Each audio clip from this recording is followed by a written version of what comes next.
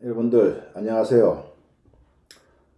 지난 시간에 도마도가 과일이냐 채소냐 라는 주제를 가지고 우리 구독자 여러분들하고 시간을 보냈습니다. 도마도가 과일이냐 채소냐는 이 논쟁은 지난번에 말씀드린 것처럼 1893년도 미국에서 절정에 다다랐다고 했습니다. 결과적으로는 미국 대법원에서 도마도는 넝쿨 식물에 달리는 과일이긴 하지만 관습적으로는 채소로 사용된다 라는 결정을 내리고 난 이후에 지금까지도 미국에서는 도마도를 채소로 분류를 하고 있습니다. 그리고 제가 그 중에서 채소와 과일을 분류하는 기준으로서 당도를 제시했는데, 사실 저는 조리하는 사람 입장에서 도마도가 과일이냐 채소냐는 논쟁보다는 어떻게 하면 이 도마도를 맛있게 조리를 할 수 있을까? 껍질을 깎을까? 아니면 구울까? 삶을까? 아니면 말릴까? 또는 절일까? 이런 고민을 해야 되고, 또 썰 때도 어떻게 하면 가로로 써는 것이 더 보기가 좋느냐? 아니면 세로로 써는 것이 좋느냐? 이런 고민을 하는 것이 조리학자들 입장이겠죠. 식물학자들 입장에서는 도마도가 어떻게 하면 잘 열리고 또 어떻게 하면 또 좋은 도마도를 내면서 또 여러 가지 다양한 종류의 도마도를 낼 것인가, 이런 고민을 해야 될 것이고, 영양학자 입장에서는 도마도에 들어있는 영양 성분이 어떤 것들이 있고 어떤 변화가 있는가, 또 야생 도마도와 또는 자연 도마도, 그리고 또 하우스에서 기르는 도마도, 밭에서 기르는 도마도의 영양 성분은 어떤 것인가, 이런 것들을 고민하는 것이 맞을 것 같습니다. 그래서 제가 조리하는 사람의 입장에서 어떻게 하면 이 과일과 채소를 이렇게 조리를 잘 할 수 있을까 하는 그런 차원에서 과일과 채소를 구분하는 기준이 당도다, 이렇게 설명을 드렸습니다. 사실 오늘은 주말 이제 일요일 오후입니다. 그래서 좀 더 가벼운 주제로 여러분들하고 이야기하기 위해서 오늘 방송을 시작했는데, 제가 이제 서재를 뒤지다가 약 한 30년 전에 서양조리학개론이라고 하는 책을 집필을 했었습니다. 이때 이제 제가 서양조리학개론에 들어갈 이미지 사진을 찍었는데, 물론 제가 찍은 것은 아니고 전문 사진 하시는 분을 불러서 사진을 찍었는데, 이때 찍었던 사진들을 이렇게 보니까 30년이 지났음에도 불구하고 감회가 새로웠습니다. 그리고 이 사진을 보면서 이때는 내가 이런 생각을 했었구나 하는 기억이 이제 나기도 했었습니다. 그래서 제가 몇 개의 사진은 이제 페이스북에다 올리고 또 이제 유튜브에도 공유를 했는데, 이거 외에도 사진이 좀 있습니다. 그래서 시간이 되면 이 사진들을 또 올려서 또 여러분들하고 공유하려고 하는데, 오늘은 이 여러 사진 중에서 콘소메 수프를 찍은 사진이 눈에 띄어서 한번 여러분들하고 이걸 가지고 이야기를 해보려고 합니다. 여기 보시면 콘소메 수프 사진이 있는데, 이 콘소메 수프를 이런 식으로 사진을 찍은 이유가, 제 그때 기억으로는 레시피를 그냥 글로 보는 것보다는 레시피 옆에 이런 이미지가 있으면 훨씬 더 독자들이 이해하기 쉽겠다. 즉 글로 가지고 이렇게 표현을 하는 것보다는 그림을 같이 곁들이게 되면 가독성이 높아지겠다 하는 생각으로 이때 사진을 찍었습니다. 여기 보시는 것처럼 이제 콘소메 수프에 들어갈 재료들이 쭉 주변에 이렇게 널려 있어서 이런 재료들이 들어가서 콘소메 수프가 완성이 되는구나 하는 것을 알 수가 있는 것이죠. 그런데 그것만 아니라 사실은 조리를 하시는 분들이 어떤 재료를 사용할 때에 그 재료를 사용하는 목적에 대해서 분명하게 아셔야 된다는 것입니다. 그래서 그 재료를 사용할 때에 왜 이 재료를 사용해야 하는가 라는 질문을 던지고 거기에 대한 답을 찾아내게 되면 정말로 훌륭한 결과물이 나올 수 있을 거라는 생각이 듭니다.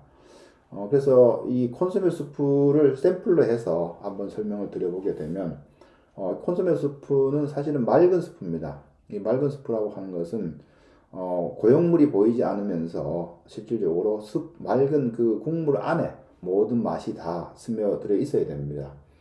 그래서 어떤 주 재료를 사용하느냐에 따라 가지고 맛이 달라지겠지만, 여기서 주 재료는 여기 비프 콘소메이기 때문에 비프가 이제 있는 것이죠. 물론 뭐 치킨 콘소메 또는 뭐 그 피시 콘소메 이런 것들도 있을 수 있는데 여기는 이제 비프 콘소메입니다. 그러면 이 비프 콘소메에 들어가는 이 비프는 어떤 것을 사용해야 되느냐?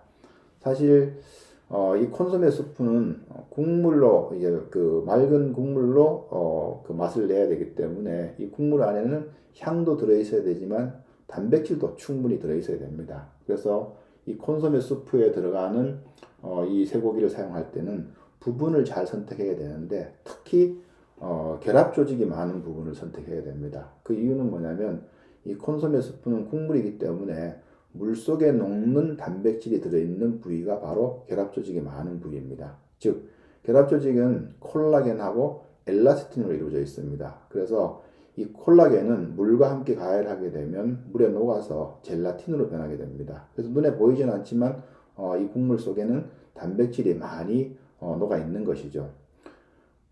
가령 꼬리곰탕을 우리가 끓인다고 했을 때 꼬리곰탕 같은 경우는 꼬리 마디마디에 결합 조직이 많이 들어 있습니다. 그래서 끓여가지고 뜨거울 땐 잘 모르지만 식히게 되면 묵처럼 변하게 되는데 이것이 바로 콜라겐이 물속에 녹아서 젤라틴화 된 것이죠.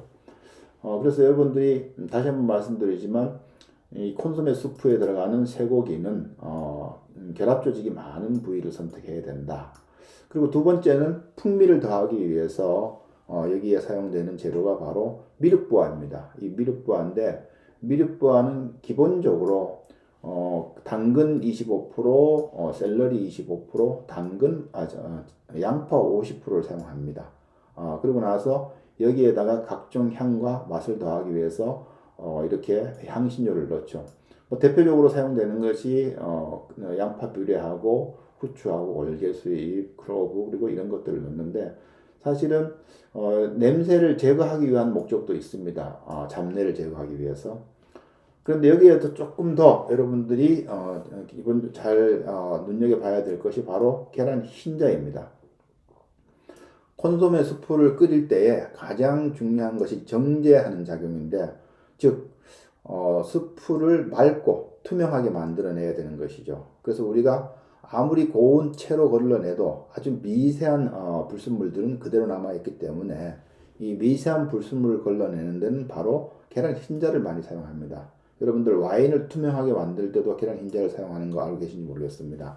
이 계란 흰자는 이 불순물을 제거하는 데 대단히 효과적인데 이 국물하고 끓일 때 재료와 같이 섞어서 끓일 때에 불을 은근하게 천천히 이제 끓인다 하는데 이걸 보통 시머링이라는 표현을 씁니다. 시머링은 95도에서 90도 사이에서 물이 많이 움직이지 않으면서 천천히 끓여내는 것을 시머링이라 하는데 바로 이 그 계란 흰자가 이런 재료들하고 결합을 해서 열이 가해질 때에 계란 흰자가 굳으면서 주변에 있는 물속에 들어있는 불순물을 이렇게 흡착을 하게 됩니다. 그래서 자연스럽게 이제 그 불순물이 제거되게 되는데 이때는 저으면 안 됩니다. 그냥 그대로 두어가지고 계란 흰자가 잘 굳도록 해줘야 됩니다. 콘소메 수프를 끓일 때에 또 뭐 콘소메 수프뿐만 아니라 다른 메뉴를 생산할 때에 들어가는 재료가 명확하게 어떤 역할을 하느냐 이거를 왜 넣느냐 이렇게 질문을 던지고 나서 거기에 대해서 답을 받아내고 그러면서 거기에 맞도록 조리를 하는 것이 매우 중요합니다. 그래서 사실 콘소메 수프를 끓일 때에 가장 중요한 것은 투명하고 맑게 해야 되고 또 이 국물이다 보니까 다른 고용물이 들어가지 않기 때문에 그 안에 영양소와 또 향이 충분하게 들어있어야 되고 그러다 보면 이 콘소메 수프를 끓일 때 가장 중요한 것 하나가 뭐냐면 빨리 끓여서는 안 되고 천천히 시간을 두고 끓여야 된다는 것이죠. 그래서 오늘은 이제 제가 한 30년 전에 서양 조리학 개론이라고 하는 책을 쓰면서 거기에 있던 콘소메 수프의 사진을 보면서 이때는 제가 책을 만들면서 이러한 내용을 독자들에게 전달하기 위해서 사진을 찍었구나 하는 생각이 들어서 오늘 그 30년 전에 사진을 꺼내서 여러분들하고 한번 공유를 해봤습니다.